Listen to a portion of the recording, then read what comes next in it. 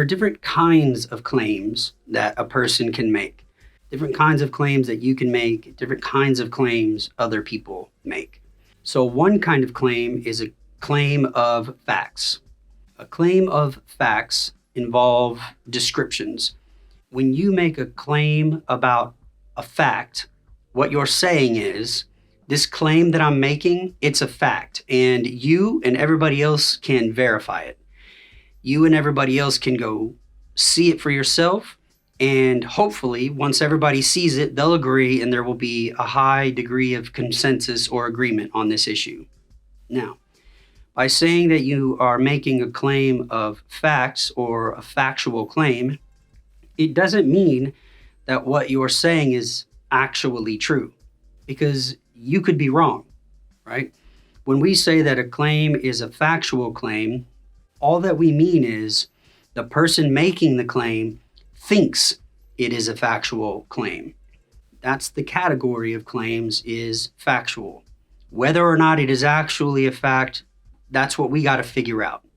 So, for example, in one of my discussions, I talked about the Colin Kaepernick controversy over kneeling during the national anthem. So Colin Kaepernick believed that there was an overwhelming amount of police brutality in the American police force. All right, so he's making a factual claim there. Now, here's here's why I think the controversy helps us understand some of these distinctions. Because when I say that Colin Kaepernick was making a factual claim, his factual claim was there is, an overwhelming amount of police brutality against African Americans in the United States. I'm not saying that what he's saying is true. Whether or not that's true, we have to investigate that. All I'm saying is that he believes it to be true, and he believes it to be a factual claim that can be verified by others. So that's what I mean by a factual claim. It's just a claim that you think is something can be verified by others, and that once everybody checks into it, we'll all agree. But people are wrong all the time. So don't get confused when we say that something is a factual claim. That just means that the person who makes the claim believes it to be a fact. It's in the realm of facts that other people can cross-check and verify. But whether it actually is true, that's what we got to figure out. Then we have claims of cause and effect, right? When a person says, this causes this. So when people say violent video games cause violent behavior in children, or when people say growing up in poverty causes people to commit crime, that's another kind of claim. Now, whether or not that's a fact is up for discussion, but they're making a claim about one thing causing another. In my other discussion about causation, I said that it's really difficult for people to nail down a single cause of an event. And sometimes it could actually be the reverse. So when we talk about causation, we have to be very careful about whether or not one thing is actually the single most important cause of another event. So for example, do violent video games cause violent behavior in children? This is what many people think. Violent video games cause violent behavior in children. Well, it could be the reverse. It could be that violent children, right? Children who are already prone to act violently buy more video games that are violent or play violent video games more often, right? That violent children are the cause of the rise of violent video games or something like that. When it comes to, poverty causes crime, it could be the case that crime-ridden neighborhoods become impoverished over time because of all of the criminal activity in the neighborhood. Now, that example is a little more far-fetched. I think it is more likely to be the case that being in an impoverished neighborhood leads to certain causes of crime, but it is also the case that a crime-ridden neighborhood will continue to be poor for other reasons. So it's got this back and forth relationship. So there are claims of fact and there are claims of causation. And when you're reading an essay or a book or a newspaper, or you're listening to someone, you want to try and identify what is the main claim, what is the big idea they're trying to get at here, and what kind of claim is it? Is it a claim of fact, whereby we can all verify the information if we just look, in the right places? Or is it a claim of cause and effect? Cause and effect is also something we could potentially look into, but it's a little bit trickier when we're trying to say that one thing causes another. Another kind of claim that people can make is a value judgment.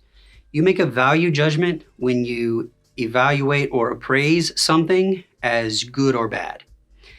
So we have claims of fact, claims of cause and effect, and claims of value, when you believe that something is good or bad, right? So claims of value can be even trickier than claims of causation, because many times there are things in the world that people value, and it's not deeply moral or immoral. What they value is just their preference. So sometimes value judgments can be very tricky, and sometimes we have to really understand a person's intentions and motivations in order to understand what they might value. But a value judgment is when you decide that something is good or bad.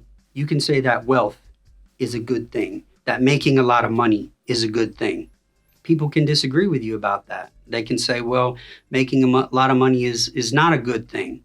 Now, when you say making a lot of money is a good thing, you're thinking because making a lot of money enables you to experience the luxuries of life. And this other person is saying, no, it's not a good thing because it makes you greedy or it makes you more deceptive. And so you're sort of talking past each other. But the point is, you're making a value judgment about something like money. You could make a value judgment about something like education. This whole discussion we're having, you can walk away from this discussion and say, this sucks. Brandon doesn't know what he's talking about. This whole discussion is worthless in the real world, right? It has no value. So there are claims of fact, claims of cause and effect, and claims of value judgments. The last kind of claim I want to get into will lead us into a long discussion that is, especially in like the last 100 years, become very controversial. And that is claims of definition. These can be very tricky, just as much as value judgments and cause and effect. When someone says X means, by definition, Y, well, then the first thing someone wants to do is ask themselves whether or not that definition is accurate. But there's so much that goes into trying to understand the definition of terms. For example, racism. In 2021, there were all the riots and the uproar over the death of George Floyd. And during the summer of 2021, someone went to one of the dictionaries. They wrote a letter to the editor of one of the major dictionaries, and I can't remember which one it is. It's like the Webster's Dictionary or the Heritage Dictionary. I'm not really sure. She writes a letter to the editor, and she says they need to add a new entry for the definition of racism. And she said because today, like in the 21st century, in the 2020s, people use racism to mean something very different than the dictionary definition that most of us are familiar with, right? So if you open up the dictionary and you look up racism, you might see something like basing or making value judgments about people's skin color as superior or inferior. But what this person was saying is that that's old school racism. A lot of the new understanding of racism is not included in the dictionary. Well, you don't have to agree with her that a new entry should be put into the dictionary. You don't have to agree that the new entry is a legitimate definition for racism. But let's say that it is. That actually explains a lot of the confusion in the public when talking about racism. If, for example, if a white person is accused of racism, and then the white person's immediate response is like, I'm not racist, I have black friends, or I've got black family. And other people are looking at them just rolling their eyes. They're like, that doesn't mean you're not racist. It's because the two of them are probably using different definitions of racism. The white person is thinking, I don't believe other people are superior or inferior on the basis of skin color.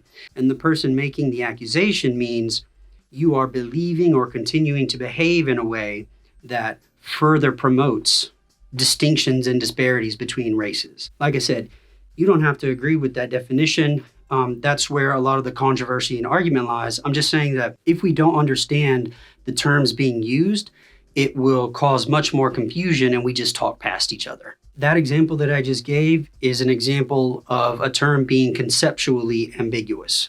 I discuss the ambiguity of words in a separate discussion, and I talk specifically about conceptual ambiguity. Another kind of ambiguity when it comes to definitions is contextual ambiguity. That's when you don't understand, you might understand how a word is defined in the dictionary. You just don't understand which of those definitions this writer or this person is actually using. You can't figure it out from reading the whole context. So for example, I read a book a long time ago by an author who said that God determines the future. He uses the word God determines the future.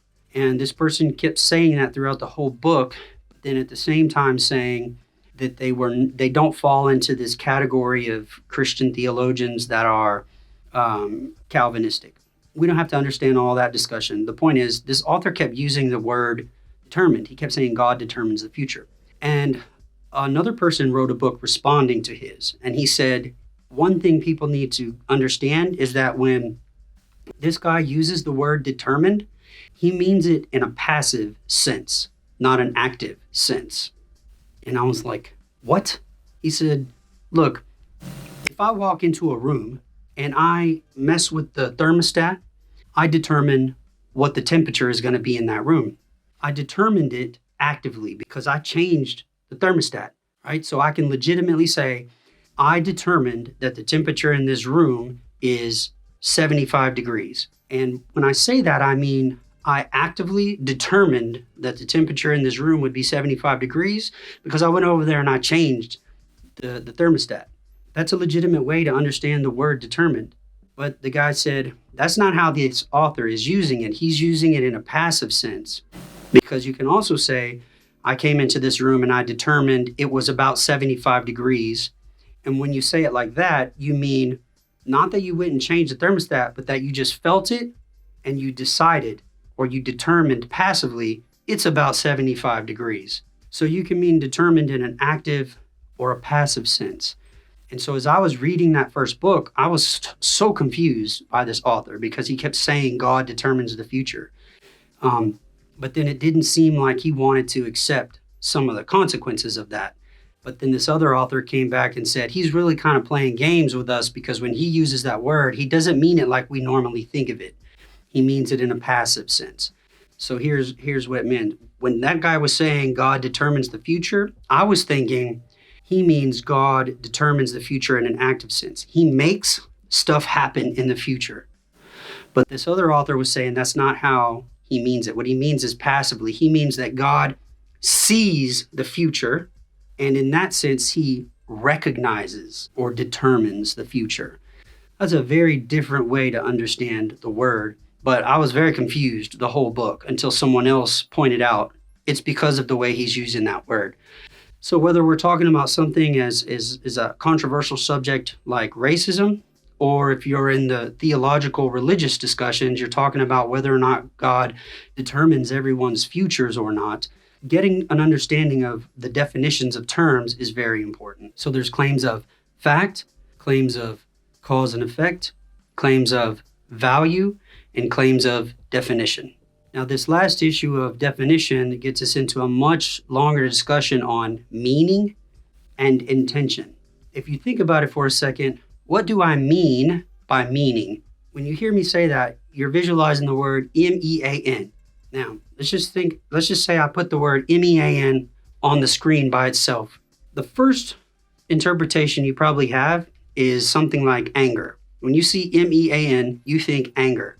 Then if you just stop for a second, it can also be used in a different way, a way that's relevant to this discussion about definitions, about significance. There are several different meanings to the word meaning. There are several different definitions or meanings to the word mean. So for example, in the discussion about racism, if I say, what do you mean by that? What is the meaning of racism according to you? There are different ways that I could even break down meaning. I could use meaning as referent, meaning as significance, meaning as sense, meaning as entailment, there are different ways that I could mean meaning. And that's what I want to talk about now.